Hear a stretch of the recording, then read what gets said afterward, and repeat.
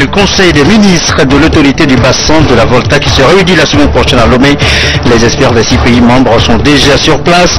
La réunion préparatoire se penche depuis ce matin sur le plan du travail, le budget 2014-2015. Le statut particulier des enseignants en toile de fond d'une concertation cet après-midi à Lomé. La commission de rédaction de ce statut a échangé sur l'état d'avancement des travaux avec les ministres en charge de l'enseignement. Nous aurons la précision tout à l'heure dans le courant de cette édition. Et puis la semaine du cinéma germano-togolais, c'est bien parti depuis hier. Une semaine pour valoriser le cinéma, le brassage culturel entre le Togo et l'Allemagne. Voilà, madame, monsieur, le sommaire de cette édition. Bienvenue. Voici le journal. Bonsoir à tous. D'abord, ce message de félicitations du président Faure Gnassingbé pour ouvrir cette édition.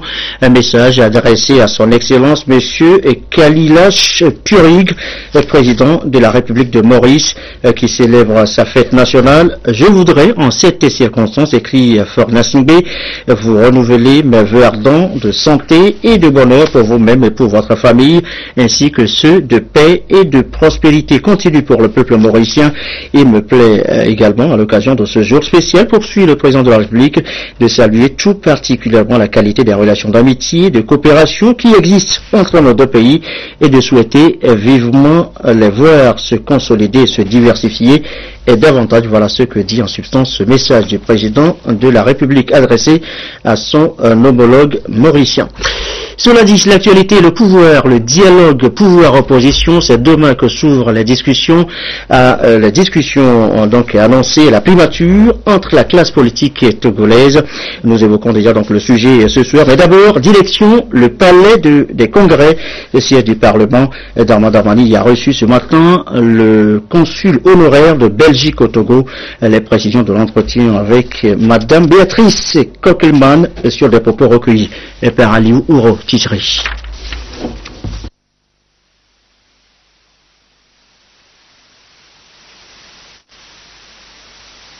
J'ai eu donc l'honneur de rencontrer le président de l'Assemblée nationale.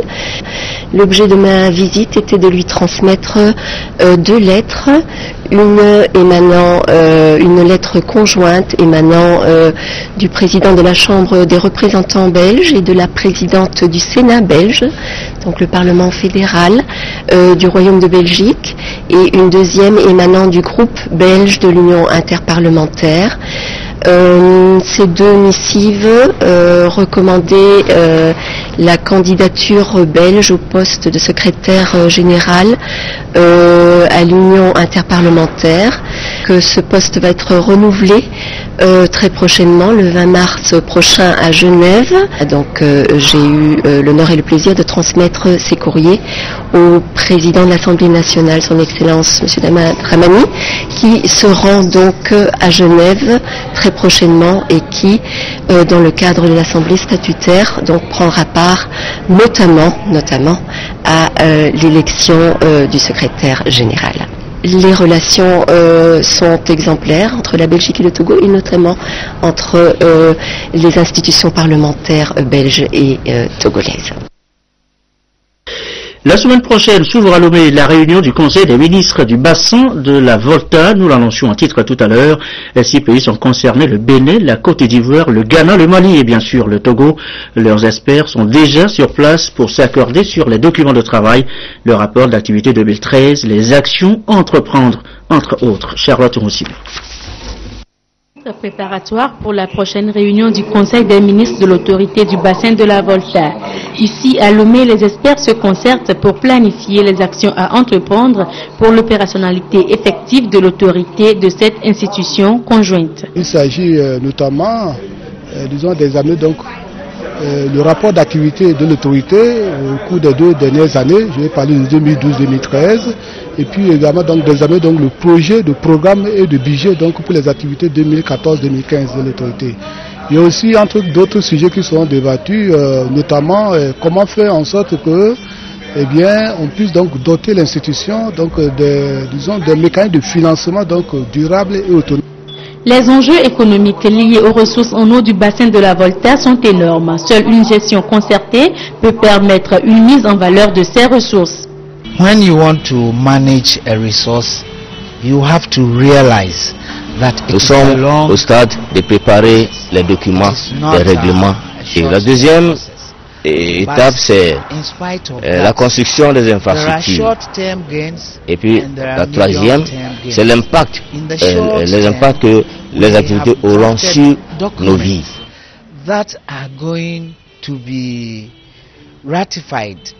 Durant ces 7 ans d'existence, l'ABV a fait ses preuves dans la vie des États membres. De cette réunion préparatoire découleront des recommandations qui devront figurer dans l'agenda de la 5e réunion du Conseil des ministres prévue le 17 mars prochain à Lomé.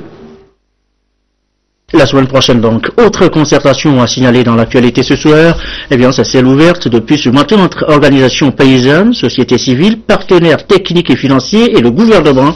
En toile de fond, le secteur agricole, 3 ans après la mise en œuvre du PNIASA, les discussions sont plus axées sur les exploitations agricoles familiales. Quelle solution pour une meilleure prise en compte dans les programmes de développement? Nathalie Panengui. Quel est le niveau réel d'implication de l'exploitation familiale dans les politiques et programmes de développement agricole au Togo après 3 années de mise en œuvre du PNIASA, Programme national d'investissement agricole et de sécurité alimentaire? La question préoccupe ici les institutions de la République, les partenaires techniques et financiers, les organisations paysannes et de la société civile. Notre agriculture est basée sur la famille, donc la famille qui est une unité de production, une unité de consommation, de commercialisation. Et donc nous estimons que chacun doit voir aujourd'hui comment il doit pouvoir contribuer pour que les acteurs et les membres de cette exploitation familiale soient vraiment sortent de la pauvreté. Cette session se situe aussi dans le contexte de la célébration de l'année internationale de l'agriculture familiale décrétée par les Nations Unies. Un espoir pour la coordination togolaise des organisations paysannes. L'année 2014 est décrétée comme l'année internationale de l'agriculture familiale.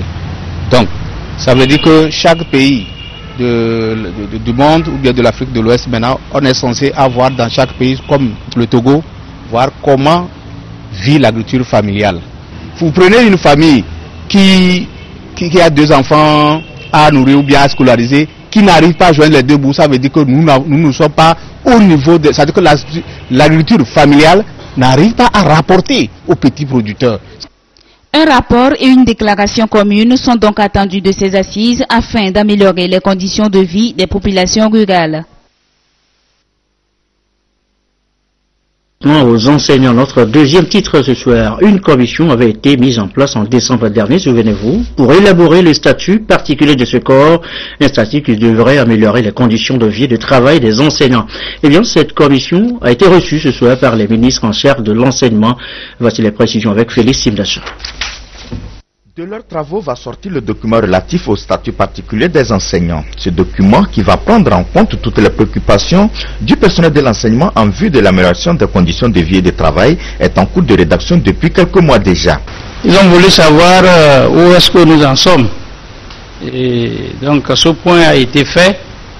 Et je crois qu'il nous encourage à consacrer plus de temps à ce travail de manière que nous prenions en compte tous les secteurs et qu'il n'y ait pas au finish des gens laissés au carreau. Il y a du retard certes, mais des dispositions sont prévues pour l'avancement des travaux. La commission a eu à nous faire le point de ces travaux. Nous avons vu que du bon travail est fait. Seulement, il y a encore beaucoup à faire. Et donc nous avons fait le constat que le travail qui était prévu pour le mois de mars ne pourra pas être terminé compte tenu de la complexité et des particularités auxquelles la commission devrait faire face. À part cela, nous avons pris comme décision d'étoffer le comité pour qu'il puisse être plus rentable. Et nous avons demandé à la commission ad hoc de prendre les dispositions pour accélérer le travail ou le rythme de travail de manière à ce que le statut particulier puisse être rendu dans les meilleurs délais. Cette rencontre voulue par les autorités vise à trouver des solutions négociées dans les meilleurs délais à la crise très répétée dans le secteur de l'éducation. Enseignement encore et cette séance de sensibilisation sur le CAMES et son nouveau plan stratégique de développement. À l'ouvrage, le professeur Bertrand Bachi, secrétaire général du CAMES, l'auditoire, le corps enseignant de l'Université de Lomé, le compte-rendu et d'Emsoussoupo. Après 46 ans d'existence, le Conseil africain et malgache pour l'enseignement supérieur CAMES veut ratisser large. Pour un enseignement supérieur et une recherche de qualité au service du développement des 19 pays membres, cet organisme vient de se doter d'un plan stratégique de développement. C'est un levier pour une nouvelle dynamique de la recherche en cohérence avec la modernisation que le secrétaire général du CAMES, le professeur Bertrand Bachi, est venu présenter à ses collègues de l'Université de Lomé. Beaucoup de défis et d'innovations à apporter dans les domaines de recherche. L'homme est la principale ressource de développement. Et tous les pays qui sont à l'heure actuelle développés ou en voie de l'être ou émergents l'ont été sur la base de ressources humaines de qualité, sur la base d'une recherche sur laquelle s'appuient les économies. C'est un plan articulé sur 7 axes. Il y a le code de déontologie et d'éthique. On ne peut pas faire le travail n'importe comment. Il faudrait travailler selon une méthode. Nous ne pouvons plus travailler comme par le passé dans un contexte du XXe siècle. Maintenant, c'est le contexte de la numérisation. Il y a également la valorisation et le soutien à la pédagogie, à la formation, à la recherche et à l'innovation. Présenté comme l'organisation de coordination des problématiques de l'enseignement supérieur des pays d'expression française d'Afrique et de Madagascar, le CAMES ne veut point agir en vase clos. Le plan stratégique de développement réserve une part belle au réseautage et au système de partenariat entre universités publiques et privées. Au Togo, on se met au pas et ça avance. Il y a 2-3 semaines, un accord a été signé ici à l'auditorium de l'Université de Lomé portant création de ce qu'on appelle la CEVEST, la conférence pour l'excellence et la valorisation de l'enseignement supérieur au Togo. Alors cet accord a été signé entre l'Université de Lomé, l'Université de Kara et 7 ou 8 établissements d'enseignement supérieur privés qui sont vraiment parmi les plus sérieux. Et au terme de cet accord, les universités publiques doivent les accompagner pour aller vers plus de professionnalisation. Du fait que nous avons l'encadrement du CAMES, il y a des choses que nous ne pouvons jamais nous permettre. Alors nous amenons donc les établissements d'enseignement supérieur privés vers nous pour les encadrer, pour les accompagner. C'est une démarche de sensibilisation et de plaidoyer pour la mise en œuvre du plan que le secrétaire général du CAMES a mené auprès de ses collègues du Togo. Très prochainement, une table ronde des partenaires techniques et financiers est prévue pour voir dans quelle mesure couvrir les 17 milliards de francs CFA que nécessite la mise en œuvre de cette vision. Et le corps enseignant des universités du Togo peut se targuer d'avoir dans sa rang cette femme. Vous allez la voir, professeur Isabelle Glito, elle a de la compétence, du mérite, des valeurs reconnues et récompensées au-delà des frontières. En décembre dernier, Isabelle Glito est en effet lauréate du prix scientifique Kwame Nkrumah. Elle a été honorée hier à l'université de Lomé. Esther Laclé. 20 ans d'études et 35 ans de carrière ont fait d'elle la lauréate du prix scientifique régional de l'Union africaine pour les femmes. Madame Isabelle Glito a reçu le 9 décembre 2013 à Addis Abeba le prix Kwame Nkrumah. Le trophée célèbre ses mérites académiques et scientifiques. Elle exprime son satisfecit et veut redoubler d'efforts pour accroître l'effectif des femmes togolaises de la faculté des sciences des universités du Togo. J'ai fait des recherches pour aider les agriculteurs, pour aider les maraîchers à trouver quelques solutions pour la production de produits alimentaires qui ne soient plus aussi pollués, aussi dangereux pour les populations. Nous avons formé une trentaine d'étudiantes doctorantes et dont 15 vont soutenir leur thèse d'ici l'année prochaine. Cela signifie que la relève est assurée au plan féminin. Avec cette distinction, la lauréate fait honneur au pays, au ministère de l'Enseignement supérieur et aux universités togolaises. Venu célébrer ce prix, le ministre Broum Nikoy n'a pas tari d'éloges à son égard. C'est une prouesse et un sens du sacrifice extraordinaire. Nous avons connu dans cette université des professeurs titulaires qui ont fait toute une carrière sans former un seul docteur, ce que je condamne fermement. Madame, vous êtes à féliciter pour cela. Félicitations méritées, le professeur Isabelle Glito a entre autres à son actif 80 articles publiés, une quinzaine de rapports scientifiques et des projets de recherche réalisés. Son engagement auprès des filles et des femmes est reconnu sur le plan international. Elle est experte dans l'éducation scientifique des jeunes filles et des femmes pour l'UNESCO et pour l'Association des universités africaines. Elle a entre autres créé à la faculté des sciences de l'Université de Lomé le Master international environnement, eau et santé qui réunit 5 pays de la sous-région, à savoir le Bénin, le Burkina Faso, la Côte d'Ivoire, le Niger et le Togo. Il est 20h16. Je vous l'annonçais en début de journal. Demain jeudi s'ouvre à Lomé, à la primature précisément, le dialogue pouvoir-opposition. Un rendez-vous très attendu, une semaine après la rencontre entre le chef de l'État et Jean-Pierre Favre, le leader de l'ANC, et surtout à l'approche de la présidentielle de 2015. D'abord, on fait le point sur les différents dialogues déjà enregistrés entre les deux partis, pouvoir-opposition. Un rappel de Joseph Omégan. Le 5 mars dernier, la rencontre entre le chef de l'État, Faure Gnassingbé, et Jean-Pierre Favre de l'Alliance nationale pour le changement a sonné une fois de plus un signal fort d'ouverture et de décrispation de la vie politique nationale. Un fait d'ailleurs salué par la communauté internationale, notamment l'Union européenne, la France, l'Allemagne, les États-Unis d'Amérique, le programme des Nations Unies pour le développement. En réalité, cette rencontre entre le président de la République et l'opposition n'est pas nouveau. Depuis quelques années, le dialogue a toujours été une règle, un outil de gouvernance du président Faure Gnassingbé qui a su créer des cas de concertation et de rapprochement entre les différents acteurs politiques. Du dialogue politique de 2006, en passant par le cadre permanent de dialogue de concertation, première formule, et celui rénové, aux entretiens directs entre les responsables politiques, le président de la République est toujours resté dans sa vision d'associer tous les Togolais à la vie politique, économique et sociale du pays. De toutes ces occasions de rencontre, les partis ont fait preuve de compréhension en sachant aller à l'essentiel, quand bien même tous les sujets sont d'une importance majeure. À chaque rencontre, les questions sur les réformes institutionnelles et constitutionnelles constituent des préoccupations pour les uns et pour les autres. Pour certains, ces réformes ont déjà fait l'objet d'accords, même si l'unanimité n'a pas marqué l'adhésion de certains partis politiques. Aujourd'hui, tout le monde s'accorde à dire que les résultats de ces accords peuvent servir de document de discussion au prochain dialogue annoncé sous l'égide du Premier ministre.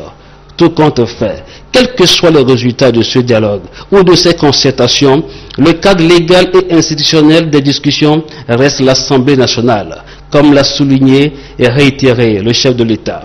Pour une vie sociale apaisée, il est donc important pour chaque acteur politique d'avoir les yeux rivés sur l'intérêt national.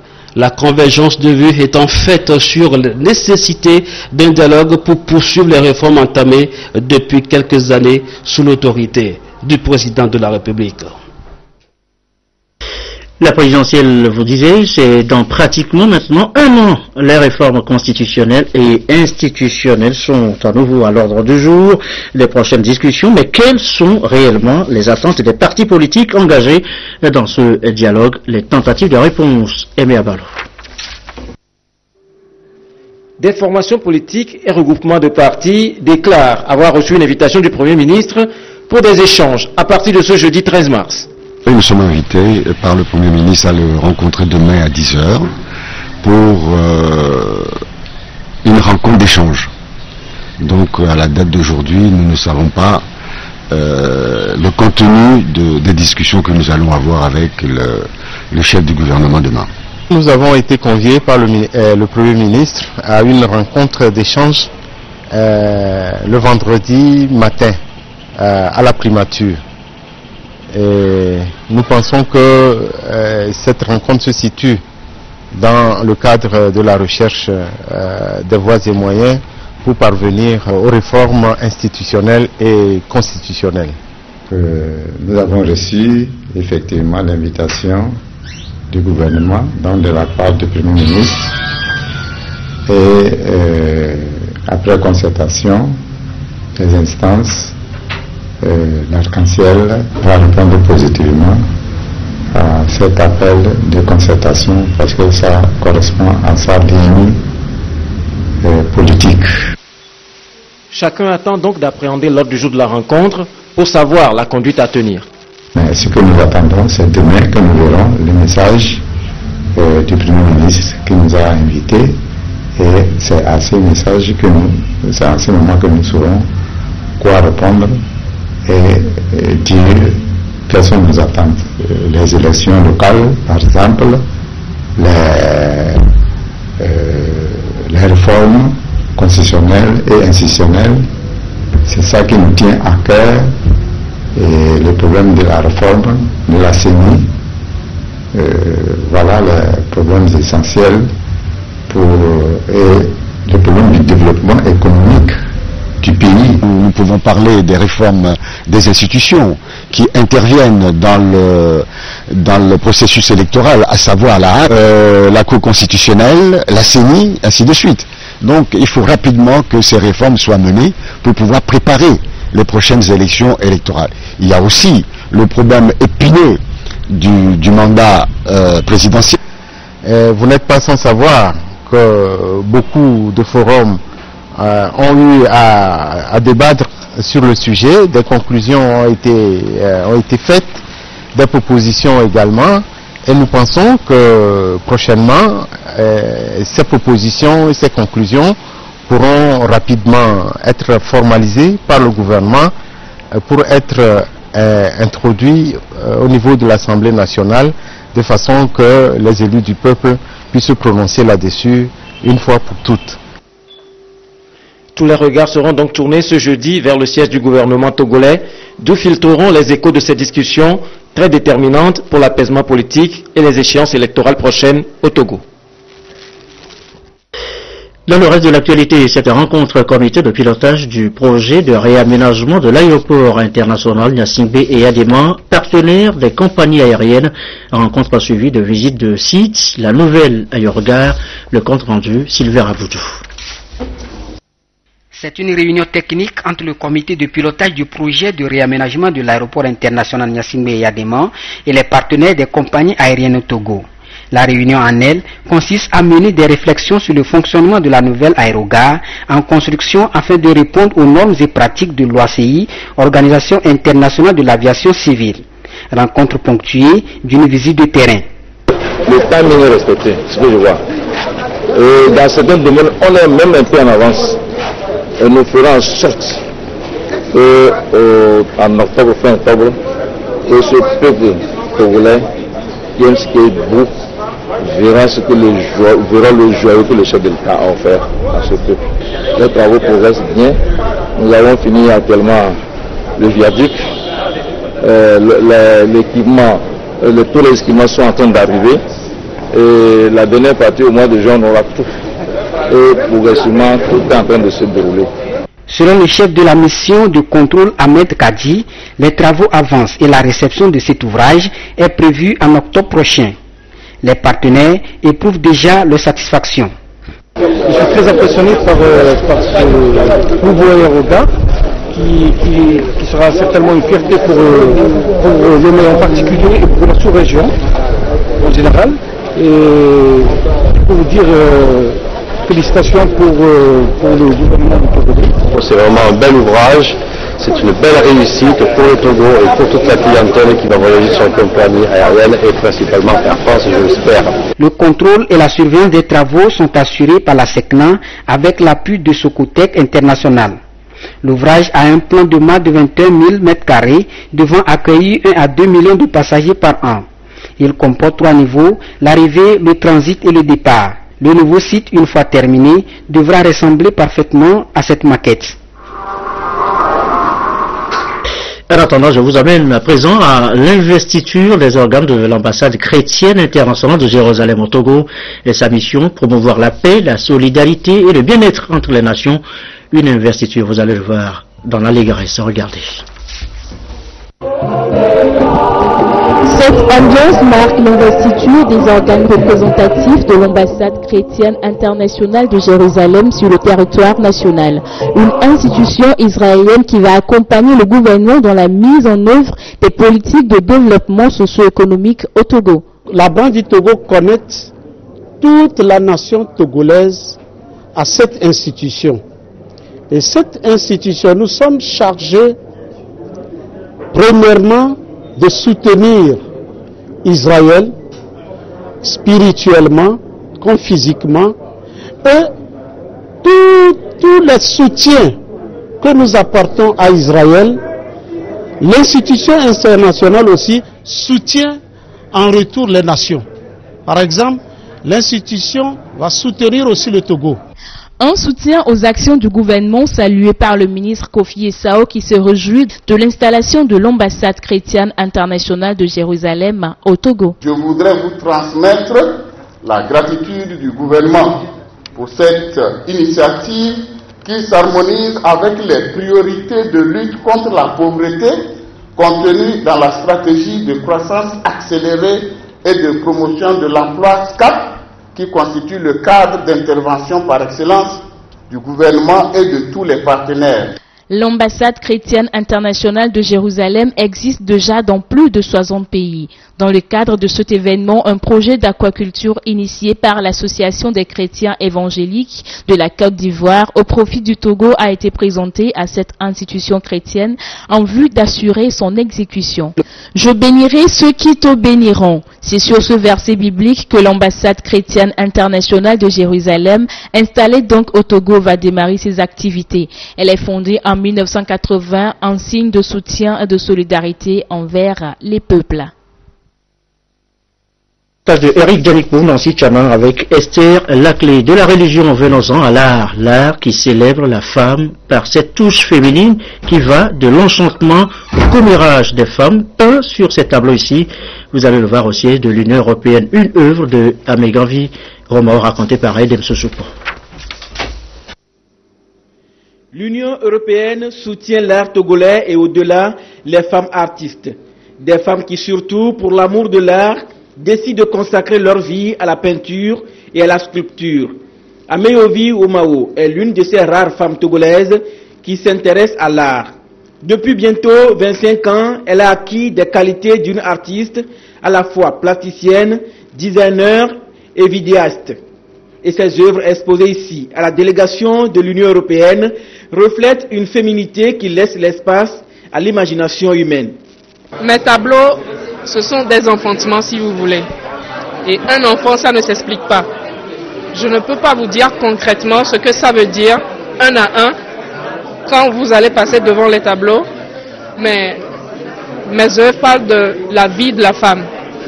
La vie de la femme comment? Dans ses affaires, dans toute sa vie. Il y a les grandes toiles, juste derrière moi. Je les ai nommées commères. Pourquoi commères? Même quand vous regardez les femmes sur les tableaux, vous remarquez déjà que c'est des femmes qui papotent, qui parlent de quelqu'un ou de quelqu'une. Donc vous saurez déjà l'ambiance qui règne sur les œuvres. Les œuvres de cette artiste plasticienne designer sont dédiées, si l'on ose le dire, à l'enrichissement social de son pays, le Togo. L'Union européenne s'intéresse à tout ce qui peut bénéficier le Togo. Et parfois, c'est vrai, on parle beaucoup de gouvernance, de développement économique, des infrastructures, et on parle très peu de l'art. Et on oublie que l'art, les artistes, la culture est aussi un moteur de développement. Et que les artistes africains en général et les artistes au Togo peuvent aussi jouer un rôle important dans les processus que vous avez entamés de développement. Ameyovi Omao est arrivée à l'art à l'âge de 20 ans et progressivement elle parvient à mieux lier le bois à la toile, le fer au plastique. Ses œuvres sont exposées et ouvertes au public pendant un mois. jusqu'au 11 avril prochain. Et puis la semaine du cinéma germano-togolais, c'est parti depuis hier, une semaine pour valoriser le cinéma, le brassage culturel entre le Togo et l'Allemagne. Un reportage de Élisée Kodo.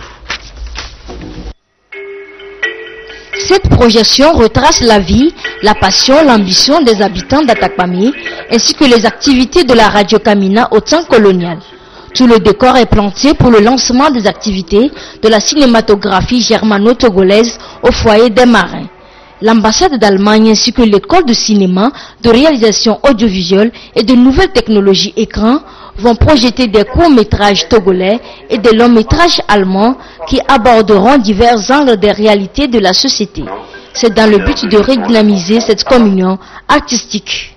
Sur le plan historique, politique et aussi culturel, nous pourrons aussi trouver des liens communs entre le cinéma allemand et le cinéma togolais. C'est une priorité de mon mandat au Togo de redynamiser ce volet et de créer plus d'occasions pour que les Togolais se rendent compte de la valeur de la culture, mais aussi augmenter les échanges culturels.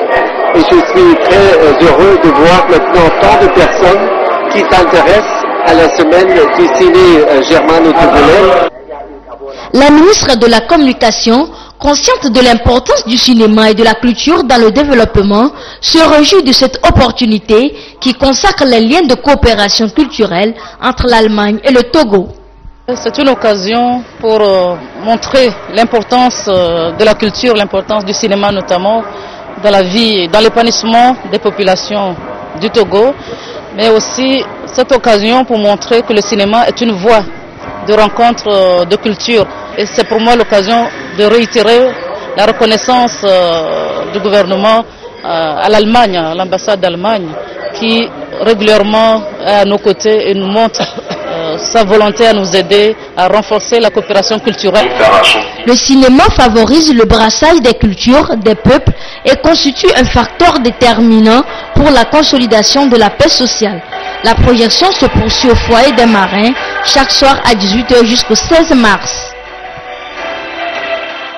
Dans de cette édition du soir, on retiendra essentiellement l'ouverture demain du dialogue pouvoir-opposition sous la houlette du Premier ministre.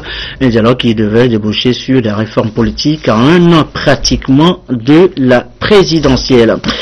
Voilà les images. Ce soir, dans le journal de l'économie, un seul thème, l'implantation de nouvelles banques privées et les impacts sur l'économie togolaise. Vous retrouverez tout à l'heure Mathias Touglou et les analystes économiques pour les éclairages aux environs de 21h30. La météo et les prévisions du soir, Cléo Sabine Poco dans un instant. Merci à vous qui nous suivez ce soir à Bruxelles, en Belgique, sur la télévision togolaise et comme d'habitude, toujours fidèlement. Excellente fin de soirée chez vous.